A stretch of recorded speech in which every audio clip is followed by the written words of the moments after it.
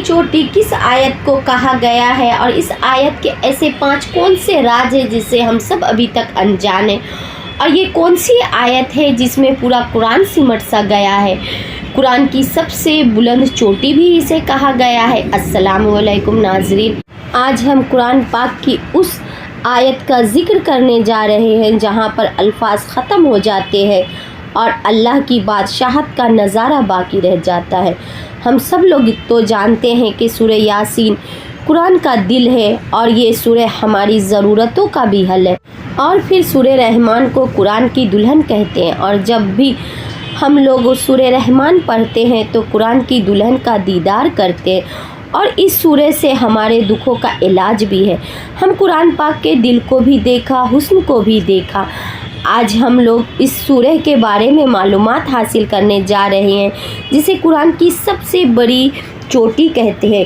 ये वो सूरह है कुरान पाक की 6666 आयतों में से एक ऐसी आयत है जो तमाम आयतों पर भारी है। ये एक तरह से देखा जाए तो कुरान पाक एक जगह सिमट सा गया है। अगर कुरान शरीफ एक ताज है तो ताज में लगा हुआ सबसे महंगा हीरा ये सूरह है।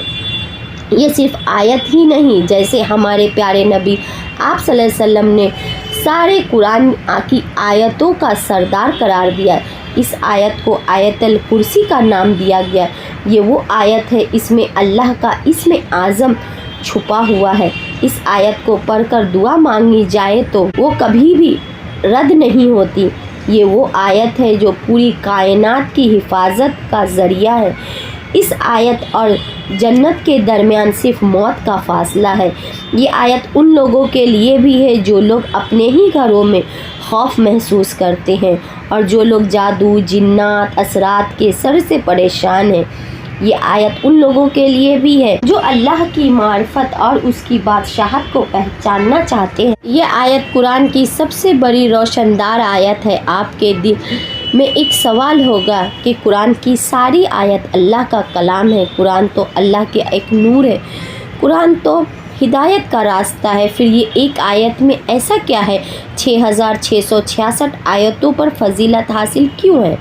इस आयत के बारे में रवायत में आता है कि एक बार आप सल्लल्लाहु अलैहि वसल्लम ने अपने सहाबा अबी काब रज़ी अल्लाह अन्हु के पास तशरीफ़ लाए और आप सल्लल्लाहु अलैहि वसल्लम ने उनसे एक सवाल पूछा, ए अबी काब रज़ी अल्लाह अन्हु, क्या तुम जानते हो कि अल्लाह की किताब में से सबसे अजीम आयत कौन सी है?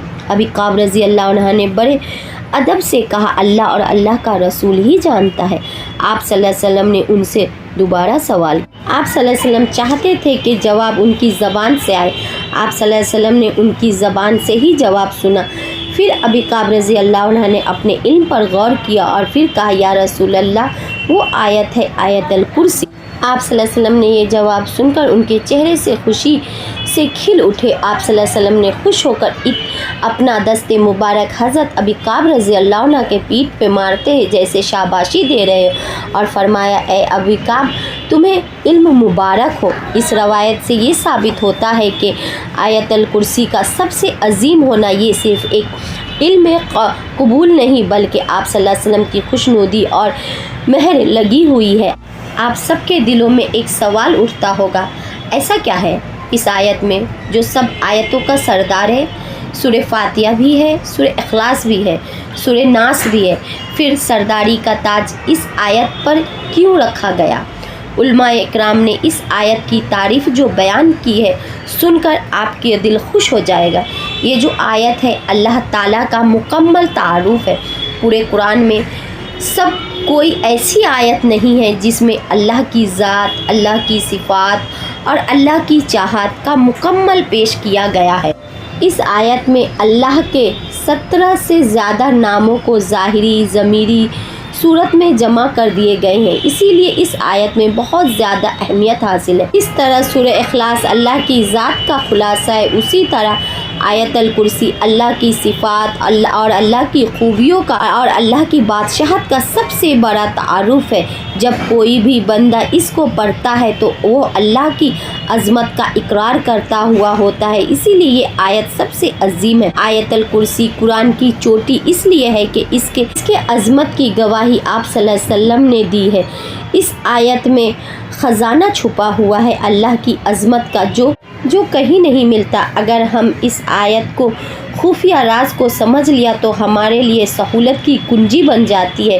ہم سب نے سنا ہوگا کہ اللہ تعالیٰ کا ایک خاص اسم اعظم ہوتا ہے، اور جب اس اسم اعظم کے ذریعے اللہ کو پکارا جائے تو اللہ جواب دیتا ہے اپنے بندوں کو، اور اگر اس نام کے ذریعے مانگا جائے تو اللہ عطا بھی کرتا ہے اپنے بندے کو، اور ہم سب کو اس نام کی تلاش ہمیشہ رہتی ہے۔ کتنے وظیفے کرتے ہیں، کتنے عالموں سے پوچھتے ہیں، لیکن کہیں سے بھی کوئی مسائل کا حل نہیں ہوتا۔ کبھی کبھی آپ نے یہ سوچا ہی نہیں ہوگا جس اسم کو روزمرہ کی زندگی میں اپنی زبان سے ادا کرتے ہیں، اور آپ کو اس بات کا اندازہ ہی نہیں ہوتا ہوگا۔ آیت الکرسی کے فوراً بعد میں اللہ کے نام کے بعد جو صفات آتی ہے ان الفاظ کو انتہائی گہرائی اور جلال کے ساتھ پڑھتے، یا حی یا قیوم، یہ اللہ کی ذاتی زندگی کا کمال ہے۔ اللہ ایسا زندہ ہے جسے کبھی بھی نیند نہیں آتی اور نہ آئے گی اور نہ کبھی موت آئے گی، اور یہ جو ہمیشہ سے ہے اور ہمیشہ رہے گا، ہمیشہ رہنے والا ہے۔ اس دنیا کی ہر چیز فانی ہے، ہر چیز ختم ہو جائے گی، ہر زندگی کو موت آ جائے گی۔ اللہ کی ہی ذات جو الحی ہے اور القیوم جو پوری کائنات کو تھامنے والا، اللہ کی قدرت اور نظام کو دیکھنے والا قیوم ہے، وہ ہے جو اپنے دم پر قائم ہے اور اس کے دم پر یہ دنیا قائم ہے۔ سوچنے والی بات یہ ہے، زمین، یہ آسمان، یہ چاند، یہ تارے، یہ آسمان پر، یہاں تک کہ ہم سب کا وجود کس کے سہارے ہے؟ اللہ کے سہارے ہے۔ اگر اللہ ایک منٹ کے لیے بھی ہم پر سب پر سے اپنا توجہ ہٹا دے تو سوچو ذرا کیا ہوگا۔ یہ پوری کائنات درہم برہم ہو جائے گی۔ اللہ کی قدرت ہے جو ہم سب کو تھام کر رکھی ہے۔ جب ہم اللہ کو ان دو ناموں سے پکارتے ہیں تو عرش ہل جاتا ہے اور دعا قبول ہو جاتی ہے۔ اس آیت میں اللہ کا اسم اعظم چھپا ہوا ہے۔ الحی وہ ہے جو ہمیشہ زندہ ہے، القیوم وہ ہے جو پوری کائنات کا مالک ہے۔ اس آیت کی سب سے بڑی طاقت یہ ہے کہ اس میں جادو، جنات، آسیب سب سے بچنے کا سب سے بڑا فارمولا چھپا ہوا ہے، جو خود شیطان نے اپنی جان بچانے کے لیے ابو ہریرہ رضی اللہ عنہ کو بتایا تھا۔ آپ صلی اللہ علیہ وسلم نے اس شیطان کی بات سن کر ارشاد فرمایا تھا، اسم اعظم ان 3 صورتوں میں ہے، سورہ بقرہ، سورہ آل عمران، سورہ طٰہٰ میں بھی ہے۔ جب ان 3 صورتوں میں علماء و اکرام نے تلاش کیا تو سورہ بقرہ میں آیت الکرسی، آل عمران میں بھی ہے جو کہ شروع میں ہی آتا ہے، سورہ طٰہٰ میں۔ اس وجہ سے علماء اکرام نے کہا یا حی یا قیوم تینوں صورتوں میں ایک جیسا ہی ہے، یعنی کامن ہے۔ روایت میں آتا ہے کہ آپ صلی اللہ علیہ وسلم کو کوئی بھی ضرورت پیش آتی تو آپ صلی اللہ علیہ وسلم ان آیتوں کو ہاتھ اٹھا کر پڑھتے، یا حی یا قیوم برحمتک یا استغیث۔ اس کا ترجمہ یہ ہے، ہمیشہ زندہ رہنے والے، اے سب کو پالنے والے، تیری رحمت کے واسطے سے فریاد کرتا ہوں۔ علماء اکرام فرماتے ہیں ان دونوں ناموں میں اللہ کے تمام صفات سمٹ آتی ہے۔ پہلے نام میں اللہ کی ذاتی صفات ہے اور دوسرے نام یعنی یا قیوم میں اللہ کی فعلی صفات آ جاتی ہے، مثلا رزق دینے والا، بارش دینے والا، زندگی اور موت دینے والا وغیرہ شامل ہے۔ اسی لیے یہ دونوں نام مل کر اسم اعظم بنتے ہیں۔ علماء اکرام فرماتے ہیں جو انسان تہجد کی نماز یا فجر کی نماز کے بعد یا حی یا قیوم کا ورد کرتا ہے، اللہ اس کے مردہ دل کو زندہ کر دیتا ہے اور اس کی بگڑی ہوئی تقدیر کو بھی سنوار دیتا ہے۔ آیت الکرسی کا دوسرا راز یہ بھی ہے کہ اس کے سینے میں اسم اعظم دھڑکتا ہے۔ آیت الکرسی کو ہم صرف آیت ہی نہیں، اللہ کی حیات کا خزانہ ہے۔ آپ نے یہ بات سنا بھی ہوگا اور کبھی کبھی استعمال بھی کیا ہوگا۔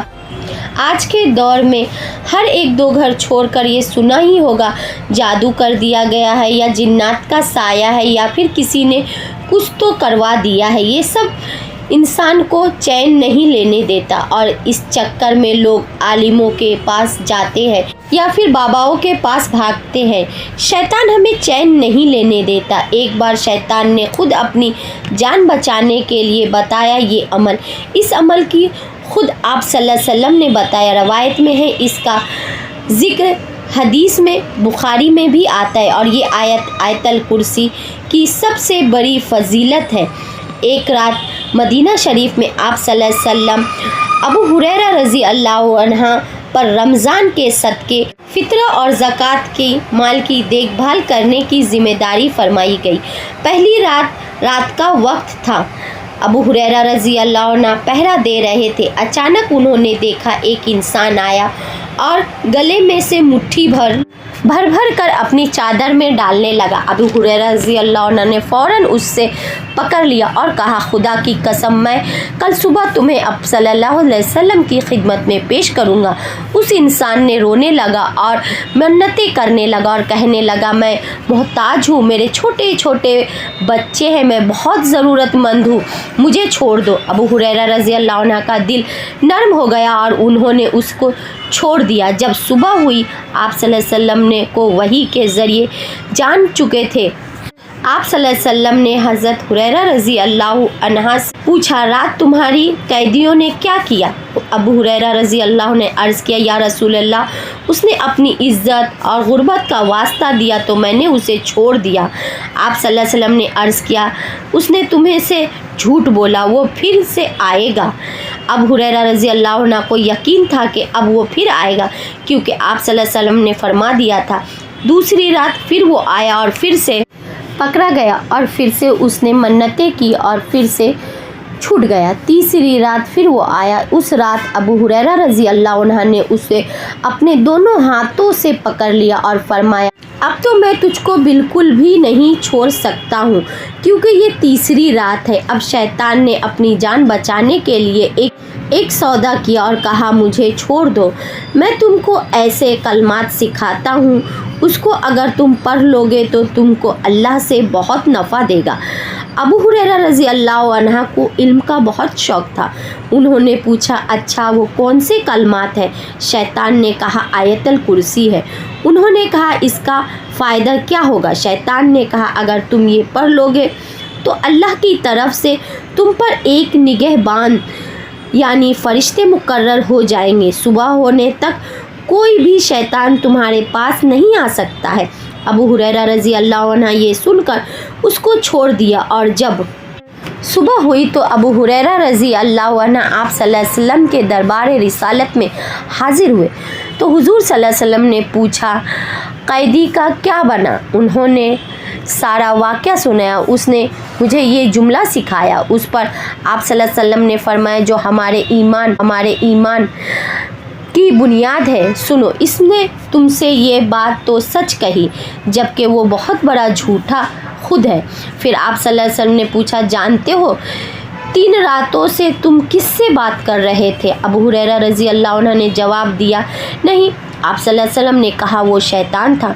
शैतान खुद बोलता है कि इसे तुमने आयतल कुर्सी को पढ़ ली तो मैं खुद तुमसे दूर हो जाता हूँ। इस आयत को पढ़ने से अल्लाह ताला खुद एक फ़रिश्ते मुकर्रर फरमा देते हैं जो पूरी रात हिफाजत करते हैं। उलमा इकराम फरमाते हैं कि आयतल कुर्सी पढ़ने वाले के लिए के साथ एक नूरानी इन्सार बन जाता है, जिसको ना कोई जादू कर सकता है और ना कोई जिन पकड़ सकता है और ना कोई नज़र बद कर सकता है। इसीलिए हम सबको अपनी ज़िंदगी में मामूल बना लेना चाहिए कि हर रोज़ बिस्तर पर लेट कर पढ़ लेना चाहिए, घर से निकलते वक्त पढ़ लेना चाहिए। इससे अल्लाह की हिफाजत में रहने लगेंगे।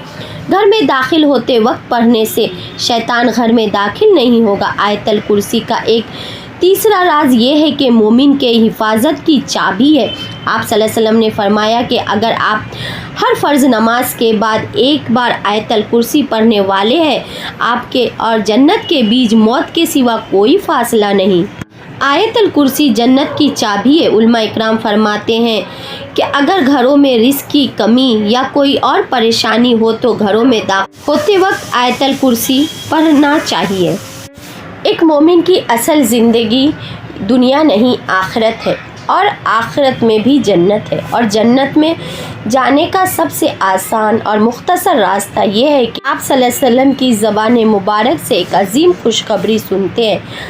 حضرت امیمہ رضی اللہ عنہا روایت کرتی ہیں کہ آپ صلی اللہ علیہ وسلم نے فرمایا، جس شخص نے ہر فرض نماز کے بعد آیت الکرسی پڑھی اس کو جنت میں داخل ہونے سوائے موت کے اس کو کوئی چیز نہیں روک سکتی۔ آپ صلی اللہ علیہ وسلم نے شاید کا استعمال نہیں کیا، یقین کا استعمال کیا، اور جب آپ صلی اللہ علیہ وسلم نے کہا تو یقینی بات ہے کہ آیت الکرسی پڑھنے والا شخص فرض نماز کے بعد پڑھنے والا جنت میں داخل ہوگا۔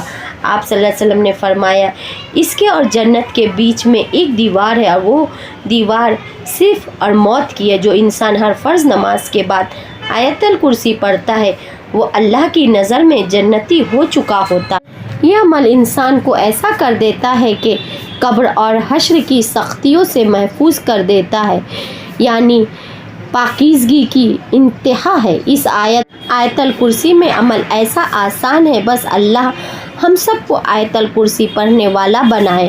عمل صرف اتنا کرنا ہے کہ ہر نماز کے بعد ایک بار آیت الکرسی پڑھنی ہے، اور فائدہ یہ ہے کہ سیدھا جنت کی ٹکٹ ہاتھ میں آپ صلی اللہ علیہ وسلم کا پڑوسی بننے کا موقع مل جائے گا۔ آیت الکرسی میں دنیا اور آخرت دونوں کے فائدے ہیں چھپے ہوئے ہیں۔ اللہ کا کلام دین اور دنیا دونوں سنبھالنے کے لیے ہوتا ہے۔ بزرگان دین فرماتے ہیں، جس گھر میں بے روزگاری، تنگی، پریشانی، مسائل، جادو، جنات کے اثرات وغیرہ کا شکار ہے، پیسے آتے ہیں پر ٹکتا نہیں ہے، گھر میں بے برکتی آ چکی ہے، اور ہم سمجھتے ہیں شاید ہماری محنت کم ہے، لیکن اصل بات یہ ہے کہ ہمارے گھروں میں روحانی چور گھس آیا ہے اور وہ گھر سے برکت چرا کر لے جاتے ہیں۔ بزرگان دین فرماتے ہیں کہ برکت کا چور کون ہے اور گھر سے برکت جاتی کیوں ہے؟ حدیث کا مفہوم ہے کہ جس گھر میں اللہ کا ذکر نہ ہو وہاں شیطان ڈیرے ڈال لیتا ہے، اور جہاں شیطان ہوتا ہے وہاں سے برکت اٹھ جاتی ہے۔ شیطان کا صرف وسوسہ ڈالنے کا کام نہیں ہوتا، بلکہ اس کا یہ بھی کام ہے کہ وہ آپ کے گھر کے کھانے میں، آپ کے کمائی میں بھی شامل ہو جاتا ہے، گھروں میں لڑائی جھگڑے کرواتا ہے۔ جس گھر میں رزق کی کمی آ جاتی ہے غربت کی وجہ سے صرف پیسوں کی کمی کی وجہ نہیں ہوتی، بلکہ شیطانی اثرات اور نحوست کی وجہ سے بھی ہوتی ہے۔ اس کا علاج صرف یہ ہے کہ اس گھروں سے نکالا جائے اور گھروں میں اللہ کا ذکر کیا جائے۔ بزرگان دین اور علماء اکرام کا عمل یہ ہے کہ جب بھی گھروں میں داخل ہوتے تو خالی منہ داخل نہیں ہوتے، گھر میں داخل ہوتے ہی گھر والوں کو سلام کرتے اور پھر فوراً ایک بار آیت الکرسی کی تلاوت کرتے تھے۔ اس کا یہ فائدہ ہوتا ہے کہ شیطان گھروں سے نکل جاتے ہیں۔ روایت میں آتا ہے کہ جو شخص کے گھروں میں داخل ہوتے وقت آیت الکرسی پڑھتا ہے شیطان اس کے گھر سے بھاگ جاتا ہے۔ وہ اپنے لشکر سے کہتا ہے، چلو یہاں سے، یہاں ہمارے رات گزارنے کی جگہ نہیں ہے، اور جہاں سے شیطان چلا جاتا ہے وہاں خود بخود سکون اور لڑائی جھگڑے ختم ہو جاتے ہیں۔ حضرت علی رضی اللہ عنہ کا فرمان ہے، جس گھر میں داخل ہوتے وقت آیت الکرسی پڑھی جاتی ہے اس گھر سے غربت اپنا ڈیرا اٹھا لیتی ہے، اور اللہ اس گھر میں ایسی برکت فرماتا ہے کہ وہاں رہنے والے کبھی بھی دوسروں کے محتاج نہیں ہوتے۔ جس گھروں میں آیت الکرسی پڑھی جاتی ہے وہاں بے پناہ رزق کی بارش ہوتی ہے۔ اللہ ہم سب کو آیت الکرسی پڑھنے والا بنائے۔ اللہ تعالی ہم سب کو گھروں میں داخل ہوتے ہوئے سلام کے بعد فوراً آیت الکرسی پڑھنے والا بنائے۔ ویڈیو کو لائک کیجیے، شیئر کیجیے اور چینل کو سبسکرائب کیجیے۔ جہاں بھی غلطی لگی ہو میری معاف کر دیجیے، بہن سمجھ۔